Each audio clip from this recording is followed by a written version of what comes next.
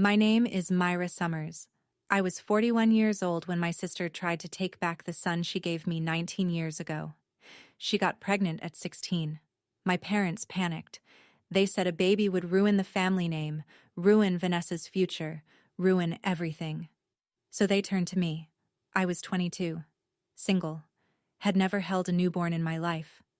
I took him anyway, raised him alone, worked 2 jobs his first 3 years, wrapped his Christmas presents in newspaper, sat in every parent-teacher conference by myself. My sister moved to Boston, finished college, earned her MBA, got married twice, and never once picked up the phone to ask about her son. Then he graduated from high school, and my sister walked into that gymnasium carrying a cake. Congratulations from your real mom. What happened at that graduation made my mother cry, made my sister's boyfriend leave, and made 200 strangers stand up for a woman they had never met. Before we start, if you are listening to stories about family and the moments that define us, take a second to like and subscribe. Drop a comment and tell me where you are right now and what time it is. Let me take you back. 19 years. To the night my mother called at 2 in the morning. I grew up in Willow Creek, Ohio. Population 11,000, the kind of town where your neighbor knows your report card before you do, and the grocery clerk asks about your grandmother's hip. My sister Vanessa is 6 years younger than me. She was the baby, the pretty one, the one who walked into a room and made people smile just by existing. I was the other one, the one who set the table, washed the dishes, drove Vanessa to dance class every Tuesday and Thursday, because my mother said it was good practice for when I had my own kids someday. I loved my sister. I want to be clear about that. I loved her the way older sisters do, with irritation and tenderness braided together so tightly you cannot separate them. Our mother, Rita, had a simple philosophy. Vanessa was fragile. Vanessa needed protection. Vanessa was the one you worried about. And I was the one who handled things. The reliable one. The one who did not need checking on because I would figure it out. Our father, Gerald, agreed with whatever Rita said. He was not a cruel man. He was an absent one, present at the dinner table, gone from every conversation that mattered. I was 22. The spring everything changed. I had just finished my bachelor's in education at Ohio State. I had been accepted into a master's program with a full scholarship. I had a plan, a timeline, a studio apartment with a window that faced a parking lot, which I thought was beautiful because it was mine. Vanessa was 16. She was a sophomore. She had a boyfriend named Tyler who drove a Mustang and worked at the movie theater. Then one night in March, our house phone rang at 2 in the morning. It was my mother. I drove the 40 minutes home in the dark. Rita was sitting at the kitchen table with a cup of tea she was not drinking. Gerald stood by the refrigerator with his arms crossed, staring at a spot on the floor. Vanessa was upstairs. I could hear her crying through the ceiling. Rita did not look up when I sat down. She pushed a piece of paper across the table. An ultrasound printout. 4 months along. 4 months. Vanessa had known for 4 months and told no one. Rita's first words were not about Vanessa. Not about the baby. Not about Tyler, who had already stopped returning Vanessa's calls. Her first words were, "The neighbors cannot know." I remember the clock on the wall ticking. 11 minutes past 2. The tea getting cold. Gerald clearing his throat and saying nothing. Rita laid out the options the way a general lays out a battle plan. Adoption. But the agency would require paperwork, and paperwork meant people would find out. Keeping it. But Vanessa was 16. And Rita would not have a teenage mother in her house. "It would ruin everything we have built," she said, as though she had built something more than a front lawn and a reputation. Then she went to the hall closet, came back with a small yellow blanket folded into a square. Baby blanket. Cotton. Faded at the edges. "This was yours," she said, handing it to me. "When you were born." I held it. Soft. Thin from 22 years of storage. It smelled like cedar and dust. Rita sat back down, looked at me for the first time since I arrived. "You have to help," she said. "You are her sister." The next morning, Rita made it plain. If I did not take the baby, they would call an adoption agency by Friday. The baby would go to strangers. Vanessa would go back to school. And we would never speak of it again. I asked the only question that mattered. What about Vanessa? Does she want to keep the baby? Rita waved her hand like I had asked about the weather. Vanessa is a child. She does not know what she wants. Gerald nodded. He always nodded. I looked at Vanessa, who had come downstairs and was sitting on the couch with her knees pulled to her chest. She was wearing a hoodie 3 sizes too big. Her mascara was smudged under her eyes. She looked exactly like what she was, a scared 16-year-old who had no idea what was happening to her body or her life. Vanessa, I said, what do you want? She looked at Rita, then at me, then at the floor. I want it to go away, she whispered. Rita pointed at me. There. You heard her. She has school. She has her whole life ahead of her. She has school. I need you to remember that line. Because I will hear it again. 19 years from now, on the worst day of my life, those 4 words will come back to me in a gymnasium full of 200 people, and they will mean something entirely different. I drove home that night with the yellow blanket on my passenger seat. I had not said yes yet, but I had not said no. And in my family, silence was the same as agreement. 2 weeks later, I called my mother and told her I would do it. I withdrew from my master's program the next morning. Dylan was born on July 14th at 3:17 in the afternoon. 6 pounds, 9 ounces, a full head of dark hair and a scream that could strip paint. I was in the delivery room. Vanessa was there, of course, because she was the one in labor.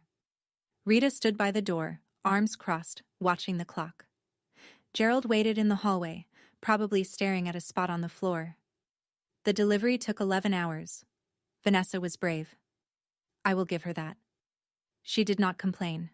She gripped the railing and breathed the way the nurse told her to, and pushed when they said push.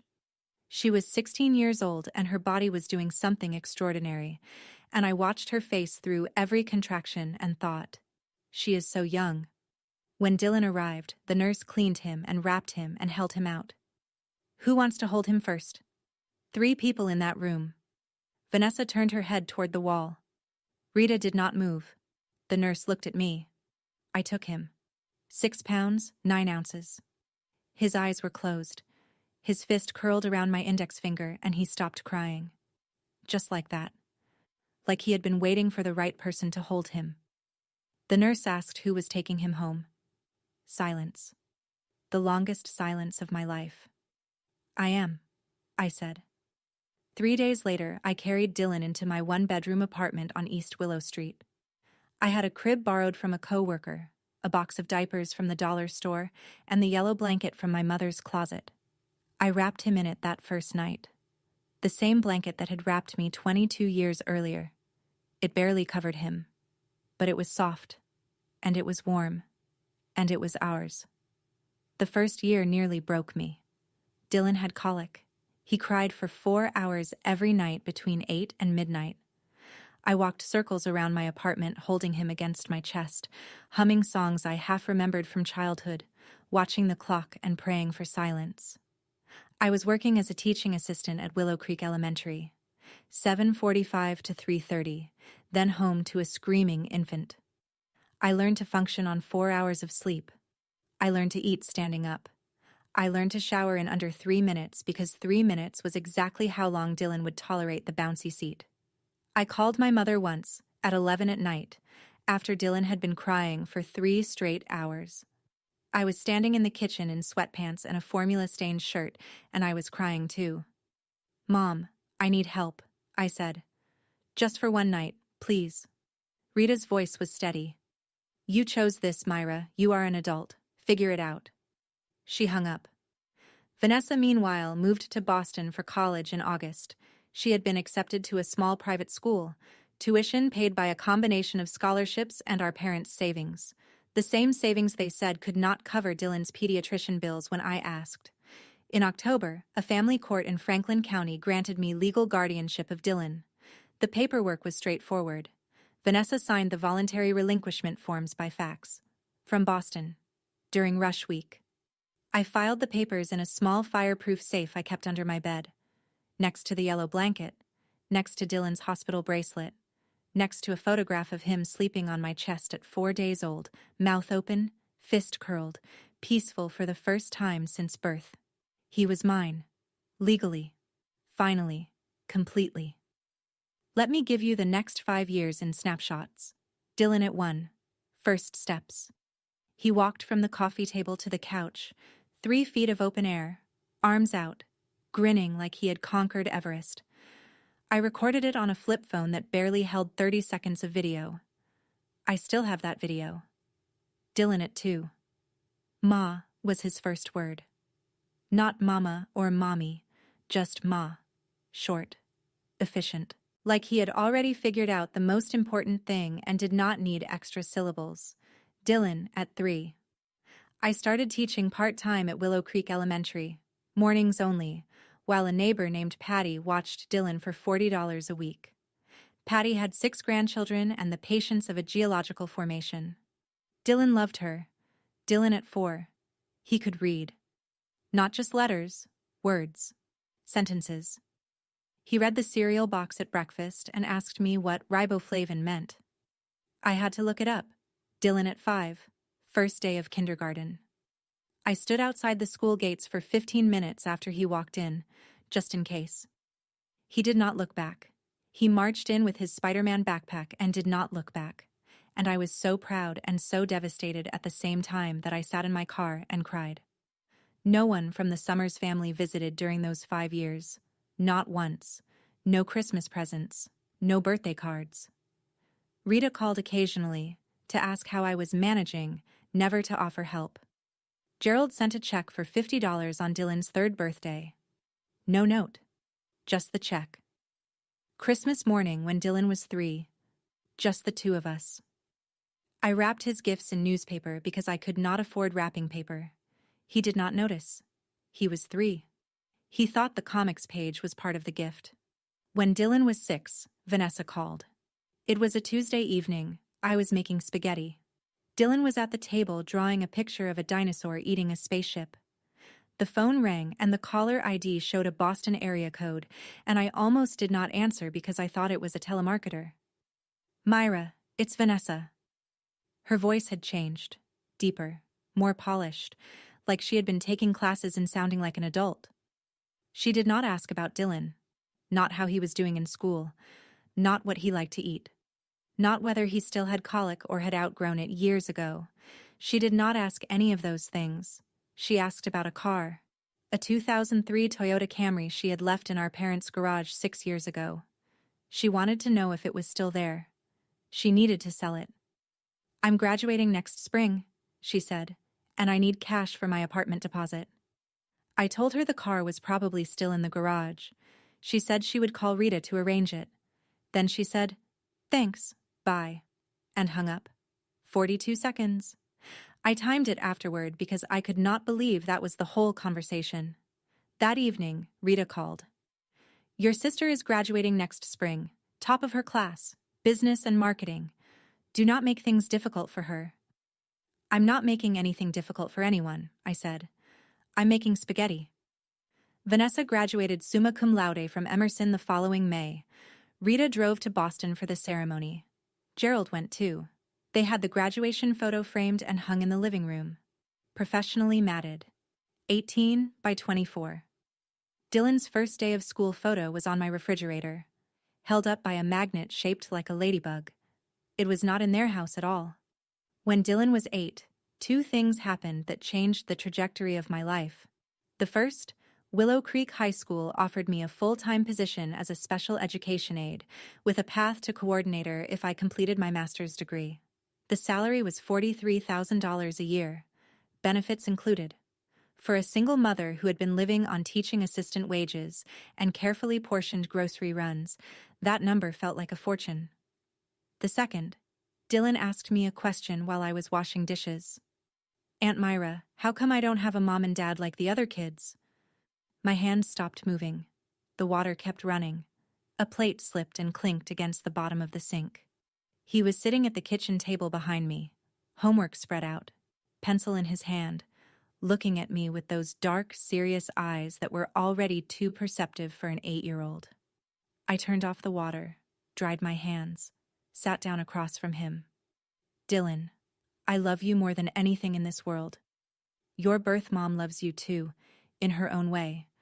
But I'm the one who's here. I'm the one who's always going to be here. He studied my face, 8 years old and already reading people like they were books. I know, he said. I just wanted to call you Mom, instead of Aunt Myra. Is that okay? I had not cried in years. Not when Rita refused to help. Not when Vanessa called about a car instead of her son. Not when Christmas came and went without a card from anyone. But when an 8-year-old boy asked permission to call me Mom, I broke. He got up from his chair, walked around the table, and hugged me. Small arms, tight grip. He smelled like pencil shavings and grape juice. It's okay, Mom, he said. First time. That night, after Dylan went to bed, I sat at the kitchen table for a long time. I thought about calling Rita, about saying, "Your grandson just called me Mom, and it was the best and saddest moment of my life, and I need you to tell me I'm doing okay." I did not call, because I already knew what she would say. She would tell me not to confuse Dylan. She would tell me Vanessa was his real mother. She would tell me I was overstepping. Instead, I opened the fireproof safe under my bed, took out the legal guardianship papers, read them in the light of my bedside lamp. My name on every line: Myra Lynn Summers, legal guardian; Vanessa Marie Summers, signature of biological mother; relinquishing all custodial rights; notarized, stamped, filed with Franklin County. Underneath the papers was the yellow blanket. I had kept it folded in the safe since Dylan outgrew it at 5. He used to carry it everywhere, to the grocery store, to bed, to the bathtub. It was frayed at the corners and missing a quarter of its original stitching. It smelled like baby shampoo and years. I was still holding it when I heard a small knock on my door. Dylan stood there in his dinosaur pajamas. "Mom, I can't sleep." "Me neither," I said. He climbed into my bed, saw the blanket in my hands, reached for it. "That's my baby blanket," he said. He had not seen it in 3 years. "It was mine first," I said, "before it was yours." He took it from me, studied the frayed edges, then he folded it carefully, too carefully for an 8-year-old, and placed it back in the safe. "We should keep it safe," he said. "It's important." It was. More than he knew. I told Dylan the full truth when he was 13.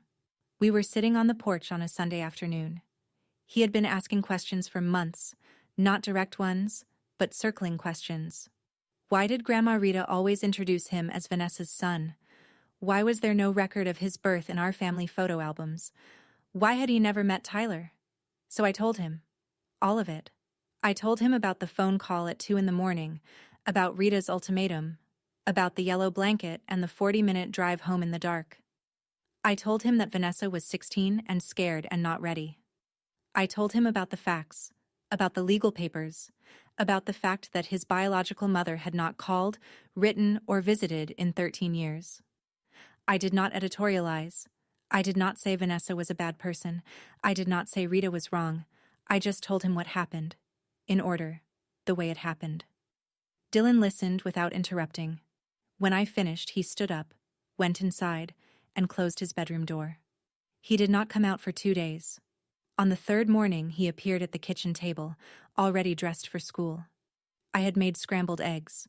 He sat down, picked up his fork, ate 3 bites. Then he said, "I'm not angry at her." "At Vanessa?" I asked. "At any of them. I'm just sad for her. She missed everything." He went to school. I sat at the table for another 20 minutes, holding a spatula, not breathing properly. Dylan did not stop calling me Mom. He did not ask to meet Vanessa. He did not ask to call Rita or Gerald. He just continued being 13. Awkward, brilliant, growing 3 inches that summer. And he continued being mine. While I was raising Dylan, Vanessa was collecting accomplishments. MBA from Northwestern, marketing director at a boutique agency in Chicago by 28, corner office, company car, the kind of career that photographs well on LinkedIn. She also collected marriages. The first lasted 2 years. His name was Brett. I never met him. The second lasted 14 months. His name was Marco. I never met him either. Each time Vanessa got divorced, Rita called me, not to ask how Dylan was doing, not to tell me about what Vanessa's son had scored on his math test or that he had made the honor roll for the 4th time in a row. She called to tell me not to add to Vanessa's stress. "Your sister is going through a hard time," Rita said after divorce number 2. "She doesn't need judgment from anyone right now." "I haven't spoken to Vanessa in 3 years," I said. "Good. Keep it that way. Let her heal." My sister got married twice, divorced twice, and neither time did she send Dylan a birthday card. July 14th came and went, year after year, and the mailbox stayed empty. No card, no call, no text. The post office knew my address. She just did not use it. Meanwhile, I completed my master's degree. It took me 4 years of night classes while working full-time and raising Dylan. I graduated when Dylan was 8. No one from my family attended my graduation either. Claire Reeves, a colleague who had become my closest friend, sat in the 3rd row and cheered loud enough for 10 people.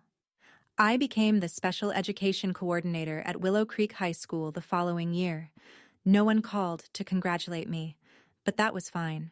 I had stopped waiting for that phone call around year 4. The Thanksgiving when Dylan was 15 was the first time I brought him to my parents' house in years.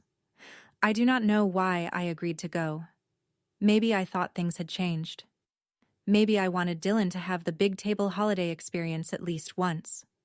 Maybe I was tired of pretending the Summers family did not exist. We drove the 40 minutes to Willow Creek. Dylan wore a button-down shirt he had picked out himself. He was nervous.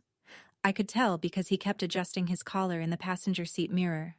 The house was full. Rita had invited cousins, an aunt, 2 neighbors. The table was set for 14. Turkey, mashed potatoes, green bean casserole, a normal Thanksgiving. The kind you see in movies. Rita met us at the door. She hugged Dylan, brief, performative. Then she walked him into the dining room and introduced him to a cousin he had never met. "This is Vanessa's son, Dylan." Not Myra's son, not our grandson who Myra has been raising single-handedly for 15 years. Not even Dylan. Just Vanessa's son. Dylan's hand found mine under the table. He squeezed. 15 years old, and he understood the dynamic better than anyone in that room. Gerald carved the turkey. Rita poured wine. No one asked Dylan about school, about his grades, about the science fair project that had won 2nd place at the state level. No one asked me about anything at all. After dessert, Rita cornered me in the kitchen. "It was nice of you to bring him," she said, loading the dishwasher. "Vanessa would be glad to know he's doing well." "Then maybe Vanessa should ask him herself," I said. Rita gave me the look, the one that said, "You are being difficult again." We drove home in silence. Dylan broke it first. "I don't need to go back there, Mom." Dylan's junior year was when I realized he was not just smart. He was remarkable. Straight A's since freshman year. AP classes stacked 3 deep. Debate team captain. Volunteer tutor at the community center every Saturday morning. His teachers stopped me in the hallway to say things like gifted and exceptional and, "Have you considered early college admission?" I had considered nothing except making sure he ate dinner every night and had clean clothes for school. Everything else, the grades, the ambition, the quiet discipline, that was all Dylan. His college counselor called me in for a meeting in October. "Dylan is on track to be valedictorian," she said. "His essay is one of the strongest I've read in 20 years. I asked what the essay was about. She slid a printed copy across the desk. The title was centered at the top in 12-point Times New Roman, "The Woman Who Chose Me." I read it in the school parking lot because I could not read it in front of another human being. I sat in my Honda with the engine off and the windows up, and I read every word. He wrote about the night I brought him home from the hospital, about the yellow blanket, about learning to ride a bike in the parking lot of our apartment complex because we did not have a driveway, about the Christmas mornings with newspaper wrapping paper, about the night he asked to call me Mom and I cried. He wrote, "Biology is an accident. Love is a decision. My mother made that decision every single day for 19 years, and she never once asked for credit." I sat in that car for 20 minutes before I could drive. The parking lot emptied around me. The sun went down. I held that essay against the steering wheel and I let myself feel every single year.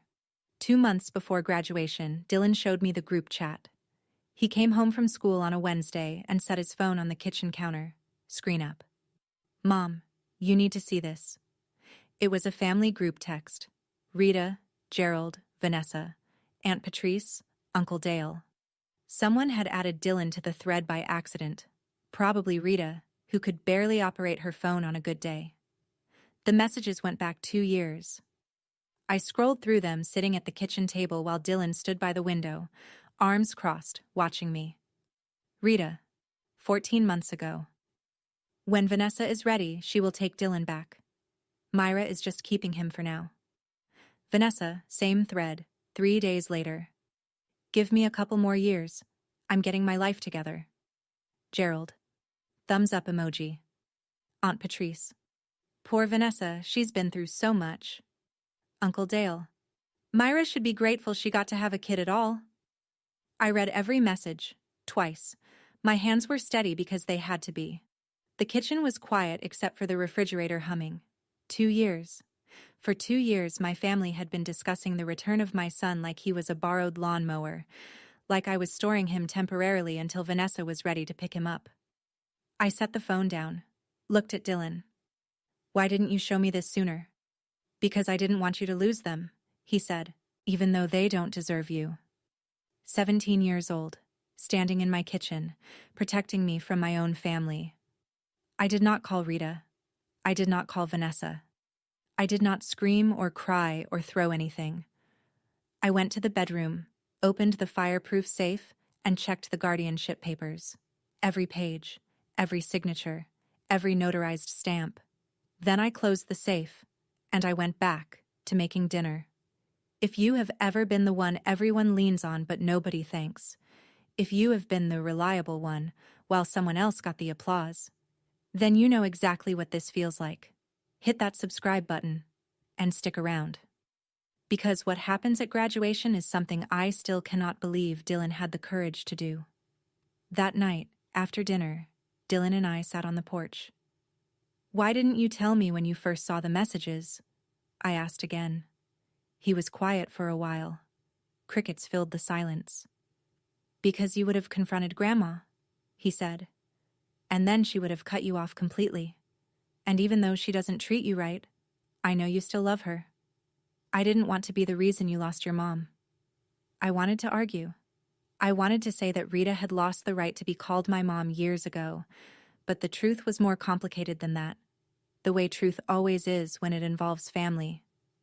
"Dylan, you and I are a family. We have been since the day I brought you home. Whatever they think, whatever they plan, it does not change what is legally and actually true. You are my son." He nodded. "I know. I've always known." I did not confront anyone. I did not forward the screenshots. I did not post them online or send them to a lawyer. I did not do any of the dramatic things you might expect. What I did was quiet. I opened the fireproof safe under my bed. I checked every document. Guardianship papers, valid. Voluntary relinquishment, signed and notarized. School enrollment records. My name on every emergency contact line for 19 years. Medical records. My signature on every consent form since his first vaccination. I also found the yellow blanket, folded in the corner of the safe, faded, frayed, smelling faintly of something I could no longer name. I held it for a moment. Then I put it back and closed the safe. If they wanted a fight, the paperwork was ready. But I was not going to start one. 6 weeks before graduation, Rita called with news. She did not ask about Dylan's valedictorian announcement. She did not ask about the ceremony or whether she should bring anything. She called to talk about Vanessa. "Your sister has met someone," Rita said, the way people announce lottery wins. His name is Harrison Whitfield. He's in real estate. Very successful. Very traditional. He wants a family, Myra. A real family. I leaned against the kitchen counter and listened.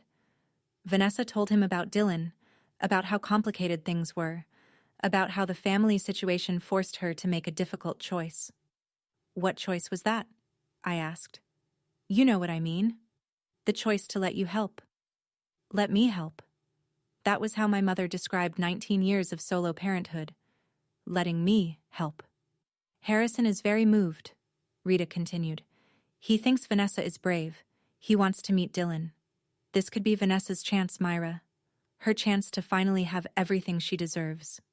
Her chance. Not Dylan's chance to know his biological mother. Not a chance for the family to heal. Not a chance for you to finally get some recognition. Vanessa's chance. That was the phrase my mother used. The graduation of my son, the child I had raised for 19 years. And my mother saw it as an opportunity for Vanessa.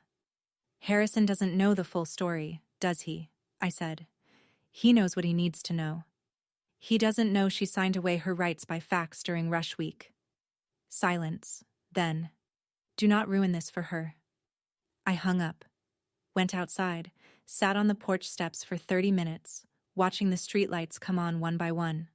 Fireflies, lawnmowers in the distance. Dylan came out with 2 glasses of water, sat next to me. Grandma called? He asked. Yeah. About Aunt Vanessa? She's not your aunt. I know, but it's easier. 3 weeks later, Dylan came into the kitchen holding his phone. She messaged me. I was grading papers at the table, red pen in hand, stack of IEP reports. He turned the screen toward me. Instagram direct message, from an account with a professional headshot and 4,000 followers. Hey, handsome. I know this is out of the blue, but I'm your bio mom. I've thought about you every single day. I would love to meet you. I'm coming to town soon. Followed by 3 heart emojis and a smiley face. I read it twice, set down my red pen. Looked at Dylan. He was watching me the way he always did when something important was happening. Quietly, carefully, measuring my reaction before forming his own. What do you want to do? I asked. I don't know. What should I do? That's your decision, Dylan. Not mine. He sat down. Thought about it for 2 full minutes. Then he typed a reply. Short, polite, cool. Hi, thank you for reaching out. I appreciate you thinking of me. No, Mom. No heart emojis. No, I'd love to meet you. Just a surface-level acknowledgement that a message had been received. Vanessa replied within 90 seconds. Can't wait to see you at graduation.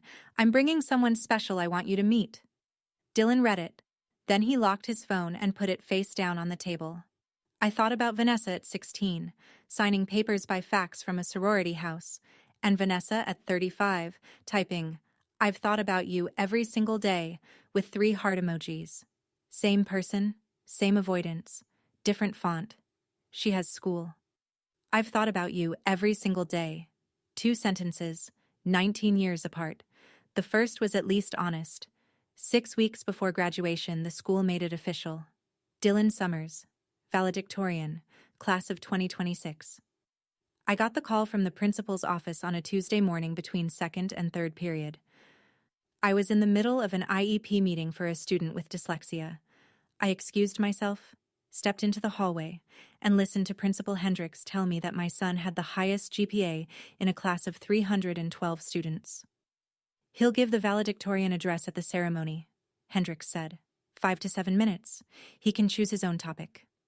I thanked her, hung up, leaned against the hallway wall for a moment. A sophomore walked by and asked if I was okay. I told her I was fine. I was better than fine. That evening, I told Dylan. He smiled, the quiet, contained smile he had inherited from no one in the Summers family because it was entirely his own. I already started writing the speech, he said. Can I read it? Not yet. You'll hear it at the ceremony. For the next 6 weeks, I heard him practicing behind his closed bedroom door. Reading out loud, pausing, rereading. Sometimes I heard silence that lasted 5 or 10 minutes, And I knew he was rewriting something. I bought a new dress for the first time in 3 years. Claire helped me pick it out. Navy blue, simple, comfortable enough to sit in a plastic chair for 2 hours. Claire said I looked like I was going to a state dinner. I told her I was going to something better. Dylan ironed his own shirt. He had been ironing his own shirt since he was 14. I taught him. He was better at it than I was. 2 weeks, then 1 week, then 3 days. The ceremony was coming, and so was Vanessa. The phone call came on a Thursday evening, 9 days before graduation. Rita's number. I almost let it ring. Almost. Vanessa will be at the ceremony, Rita said. No greeting, no small talk. She's bringing Harrison. They're flying in from Chicago. Fine. Do not make a scene, Myra. I have never made a scene in my life. Good. Because this is an important day. For Vanessa. I held the phone away from my ear and stared at it. An important day. For Vanessa. Not for Dylan, the one graduating. Not for me, the one who had helped him with homework every night for 13 years. For Vanessa. The one who was flying in with a new boyfriend to perform the role of mother for an audience. She's bringing a cake, Rita added. Something special. To celebrate. That's nice, I said, because there was nothing else to say. I hung up, sat on the porch. It was May. The air smelled like cut grass and magnolia. I could hear the neighbor's sprinkler clicking. After 15 minutes, Dylan came outside with 2 glasses of lemonade. He sat down next to me. We drank in silence for a while. She's coming, I said. I know. With Harrison. I figured. Are you okay with that? He set his glass down on the porch railing, looked at me with those dark, steady eyes. Mom, I have been okay for a long time. I was okay when I was 8 and asked to call you Mom. I was okay when I was 13 and you told me the truth. I was okay when I read the group chat. And I'm okay now. He stood up, squeezed my shoulder. She can bring whoever she wants. She can bring a cake and a banner and a marching band. It won't change anything. He went inside. I stayed on the porch until the sun went down. Graduation morning. I woke at 5:30. Could not go back to sleep. Made coffee. Sat at the kitchen table listening to the house breathe. Dylan's cap and gown were hanging on the back of the dining room chair. Navy blue. Gold tassel. I had picked them up from the school office 3 days ago and pressed them with the iron on low heat, a damp cloth between the polyester and the plate, the way my mother taught me to iron when I was 10. Dylan came downstairs at 7. Showered, shaved. He had been shaving for 2 years now, though there was barely anything to shave, and dressed in a white button-down and dark slacks. How do you feel? I asked. Hungry. I made eggs, toast, orange juice. We ate in comfortable silence. The morning light came through the kitchen window and hit the salt shaker just right, throwing a small rainbow across the table. Can I see the speech? I asked one more time. You'll hear it, he said, from the 3rd row. After breakfast, he went to his room to finish getting ready. I washed the dishes, dried them, put them away. Then I went to get dressed. When I came back downstairs, Dylan was standing in the hallway adjusting his cap in the mirror. I noticed something in his hand. Small. Yellow. Folded. The blanket. The yellow baby blanket from 19 years ago. Frayed edges. Missing stitching. He was tucking it into the inside pocket of his vest. He saw me watching, held my gaze in the mirror. For good luck, he said. Then he smiled. I did not ask anything else. I picked up my car keys. Claire was meeting us at the school. The gymnasium was 20 minutes away. It might as well have been a courtroom. The gymnasium at Willow Creek High School holds 400 people. That day, every seat was taken. Rows of plastic chairs on the gym floor. A small stage at the front with a podium, a microphone, and a banner that read, Class of 2026. The school orchestra was tuning in the corner. 3 violins, a cello, 2 flutes, and a kid with a tuba who looked like he wished he were somewhere else. Claire and I found seats in the 3rd row, left side, close enough to see the podium. Close enough to see Dylan when he walked across the stage. I smoothed my dress, placed my purse under my chair, folded my hands on my lap. Then the double doors at the back of the gymnasium opened.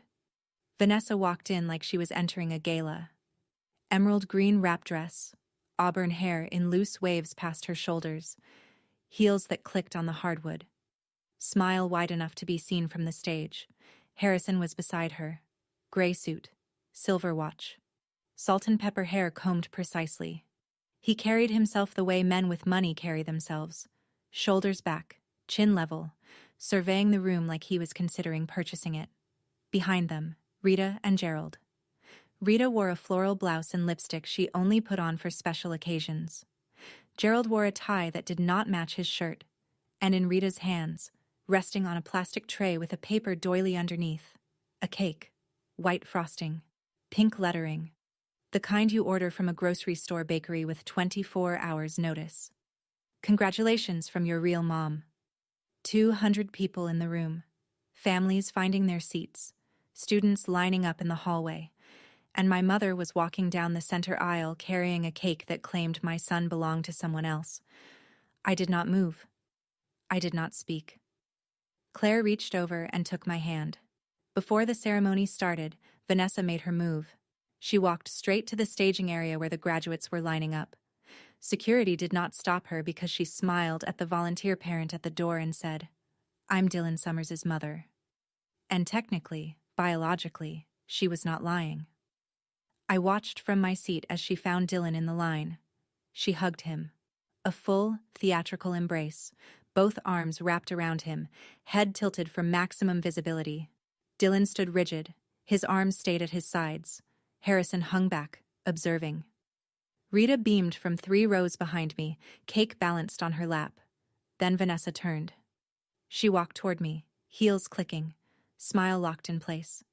She stopped at the end of my row and leaned in, close enough that the people behind us could hear. "Myra, thank you so much for taking care of my son all these years. You have been an incredible babysitter." She paused, placed her hand on my shoulder. "But I'm here now. I'll take it from here." Babysitter.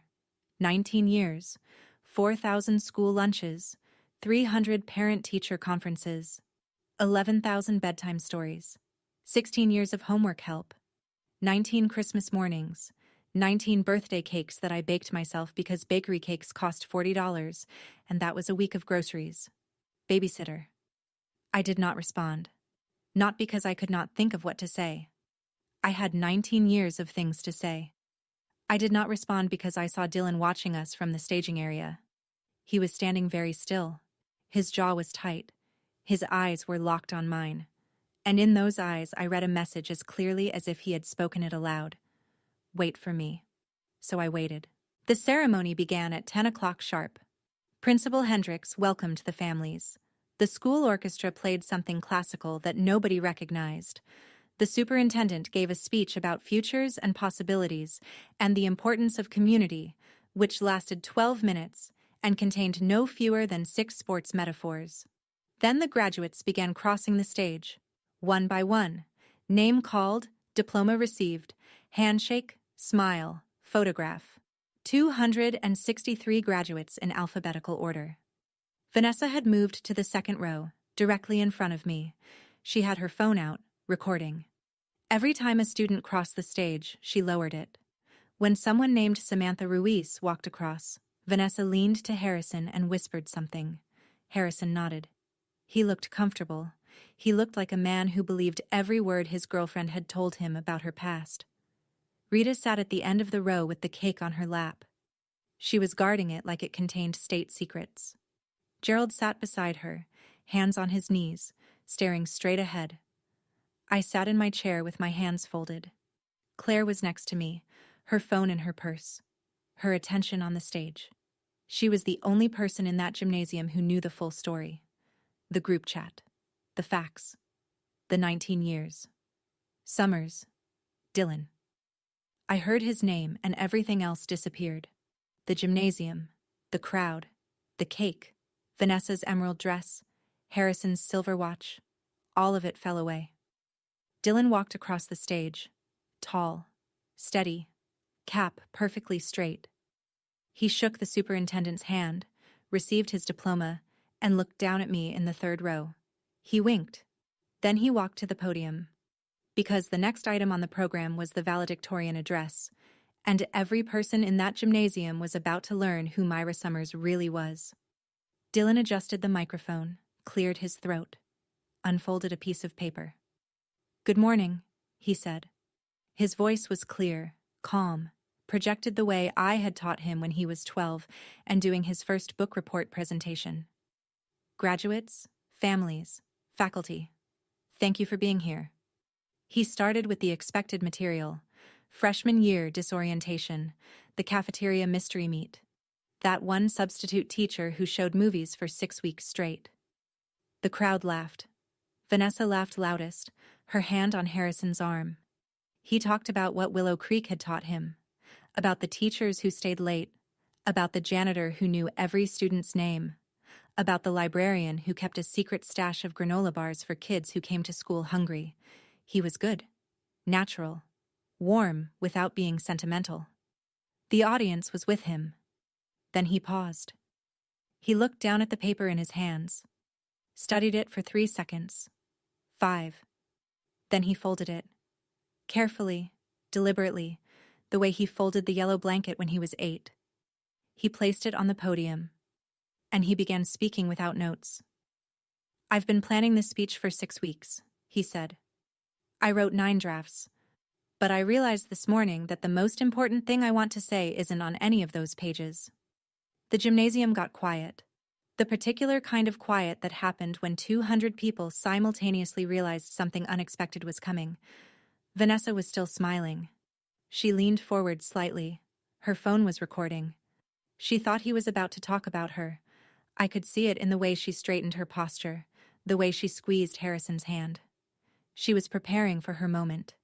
She had no idea what was coming.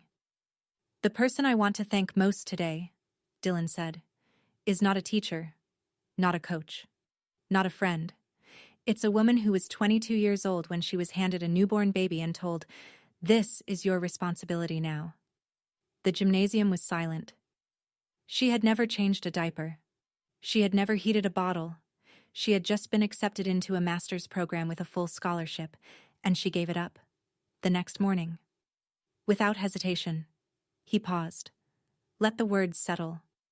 She moved into a 1-bedroom apartment and figured it out. 4 hours of sleep a night for the first year. Teaching assistant salary. Dollar store diapers. She wrapped my Christmas presents in newspaper because she couldn't afford wrapping paper. Somewhere in the back of the gymnasium, someone sniffed. A mother, probably. Someone who recognized the bone-deep exhaustion in those details. She went back to school when I was 5. Night classes. 4 years. She graduated with a master's degree in special education, and nobody from her family came to her ceremony. One friend sat in the 3rd row and cheered loud enough for 10 people. Claire squeezed my hand so hard I lost feeling in my fingers. She helped me with homework every night for 13 years. She taught me to cook, to do laundry, to shake hands firmly and look people in the eye. She taught me to iron a shirt and change a tire and write a thank you note by hand. She came to every parent-teacher conference, every school play, every awards assembly. She never missed one. Vanessa was no longer smiling. Her phone was still recording, but her hand had dropped to her lap. She was looking at Dylan with an expression I had never seen on her face before. Confusion, then recognition, then fear. Dylan looked directly at me. 3rd row, left side. "She is not the woman who gave birth to me," he said. "But she is the woman who chose me, every single day, for 19 years, without asking for anything in return, without complaining, without quitting." His voice did not crack. His hands did not shake. He stood at that podium with the composure of someone who had spent 19 years learning composure from the most composed person he knew. "Her name is Myra Summers. She is my mother." The gymnasium erupted. 200 people clapping, some standing, a few wiping their eyes. Claire was crying openly. The orchestra teacher in the corner was dabbing her face with a program sheet. Principal Hendricks, standing by the stage steps, pressed her hand over her heart. I could not move. I sat in my plastic chair with tears running down my face and my hands folded in my lap, exactly where they had been for the past 45 minutes. Except now, they were shaking. Vanessa sat 2 rows ahead of me. She had stopped clapping. Her phone was in her lap, still recording the ceiling. Harrison was looking at her, then at me, then at Dylan on the stage, then back at Vanessa. Rita sat at the end of her row. The cake was still on her lap. "Congratulations from your real mom." The pink lettering facing outward, visible to everyone around her. Except now, those words meant something entirely different.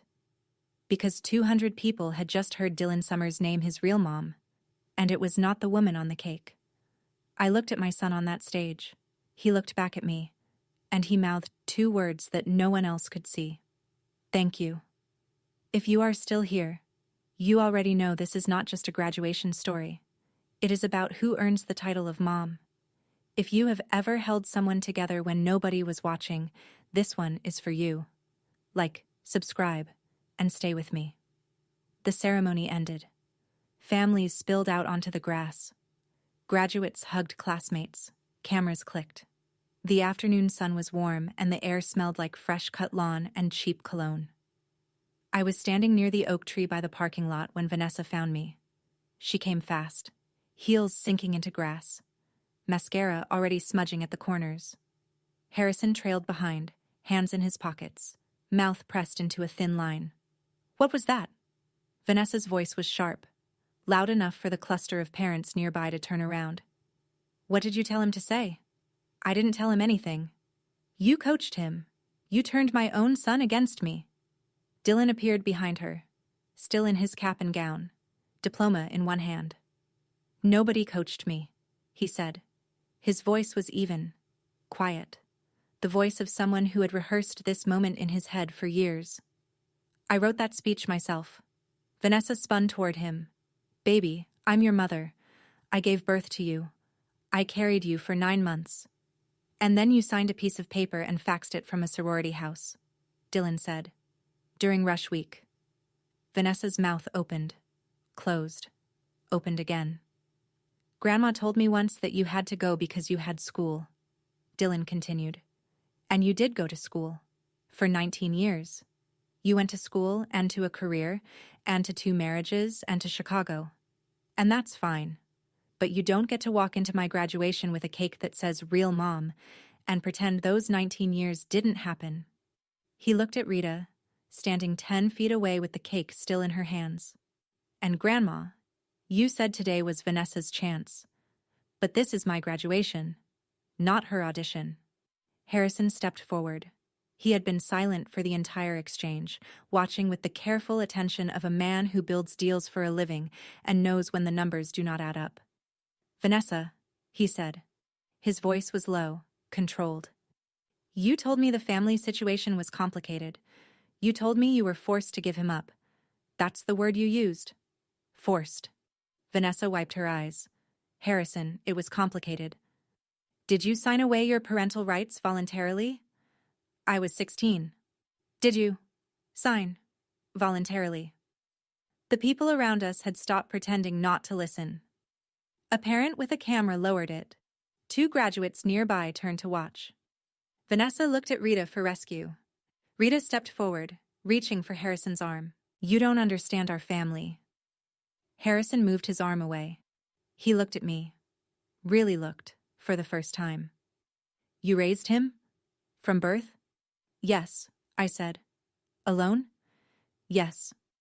He turned back to Vanessa. His jaw was set. His eyes had changed. The warmth was gone, replaced by something cold and precise. He did not say another word to her. He straightened his jacket, adjusted his watch, walked across the grass to the parking lot.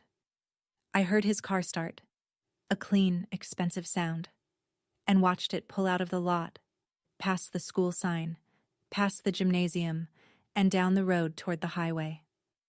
Vanessa stood in the middle of the lawn in her emerald dress with her auburn hair catching the sunlight, and she watched the only man who had ever made her want to be a mother drive away. Because he had just learned that she never was one. The cake sat on the grass where Rita had set it down. Nobody had touched it. Nobody ever would. In the silence that followed Harrison's departure, something shifted in Rita's face. She was looking at Dylan. Not at Vanessa, not at me. At Dylan. Standing there in his cap and gown, diploma in hand, yellow tassel brushing his shoulder. Her grandson. The baby she had given away to me 19 years ago with a yellow blanket and an ultimatum. Her eyes were wet. Her lower lip trembled. For one single moment, maybe 3 seconds, maybe 5, I saw something in my mother's face that I had never seen before. Regret. Actual, unfiltered regret. She opened her mouth, and I thought, this is it. This is the moment she apologizes. This is the moment she says she was wrong. This is the moment 19 years of silence breaks open and something real comes through. Myra, she said. I waited. If you hadn't poisoned him against his own mother, none of this would have happened. And just like that, the moment was gone. The wet eyes dried. The trembling lip set itself into a firm line. The regret, if it was ever regret, collapsed back into the fortress of righteousness that Rita had been living inside since before I was born. Gerald stood behind her, quiet as ever, staring at the grass. He had not said one word since arriving. Dylan looked at Rita. His expression was patient, not angry, not contemptuous. Just patient. The way you look at someone who cannot hear you no matter how clearly you speak. Grandma, he said. No one poisoned me. I'm 19 years old. I have eyes. I have ears. And I have 19 years of memories. Do you know how many of those memories include you? 7 Thanksgivings, 3 Christmases, 1 birthday card. That's it. He paused. Do you know how many include Mom? He gestured toward me. All of them. Every single one. She's in every memory I have, because she was there. Rita had no answer for that. There was no answer for that. Dylan turned to Vanessa. She was standing 3 feet away, mascara streaked, arms wrapped around herself. I'm not trying to hurt you, he said. I need you to hear that. I'm not angry. I'm not punishing you. But I need you to understand something. He took a step closer. If you want to be in my life, you can be. I would like that. But you have to start from now. Not from a cake. Not from a speech. Not from an Instagram post that says, my son, my pride. When you don't know my GPA, my best friend's name, or what I'm allergic to. Vanessa blinked. What are you allergic to? Tree nuts, Dylan said. Since I was 4. Mom figured it out when I broke out in hives at a birthday party. She drove me to the ER doing 60 in a 35 zone. She sat in the waiting room for 4 hours holding a juice box and praying. He reached into his vest pocket, pulled out something small and yellow and faded. The blanket. The baby blanket from 19 years ago. The one that had wrapped me as a newborn. The one that had wrapped him the night I brought him home. The one that had lived in a fireproof safe under my bed for the past 14 years. He unfolded it, held it up for a moment. Then he walked to me, took my hand and placed it in my palm. This is yours, Mom. It was always yours. I held that blanket, thin as tissue, soft as memory, frayed at every edge. It smelled like cedar and baby shampoo, and 18 years of being someone's whole world. I could not speak. There was nothing left to say. My son had said it all.